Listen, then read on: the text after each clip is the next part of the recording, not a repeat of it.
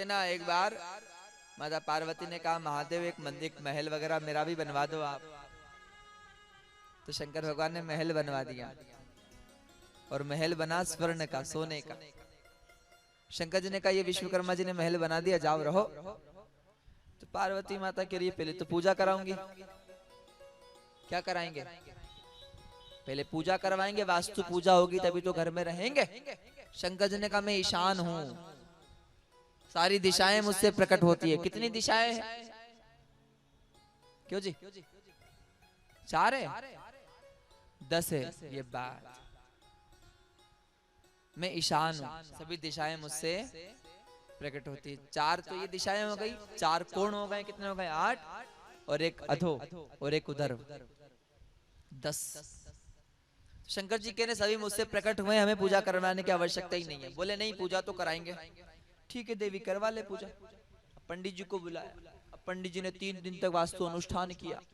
अब अनुष्ठान पढ़ने के बाद पंडित जी ने जब पूजा पाठ कर दी तो गृह प्रवेश करवाया। और जब गृह प्रवेश होता है तो आपको पता होगा घर खाली करवा दिया जाता है। यजमान और यजमान पत्नी को जोड़े से घर के बाहर देहली पर कलश रखा गया है और उस समय दक्षिणा का समय आता है। पंडित जी कहते हैं यजमान दक्षिणा अब यहाँ चाहिए, फिर गृह प्रवेश कराऊंगा। कितनी दक्षिणा होती है? अच्छा, गृह प्रवेश की पंडित जी की दक्षिणा कितनी बनती है? शास्त्र में लिखा है कि जितनी लागत घर को बनाने में लगी उससे 15% दक्षिणा पंडित जी की लगती है। कितने? हाँ हाँ, ये लिखा हुआ है, तब मत दीजो भले, तुम्हारा कोई नहीं गिरो देवा की, पर लिखा यही है, तो सोच लो आपके हिसाब से।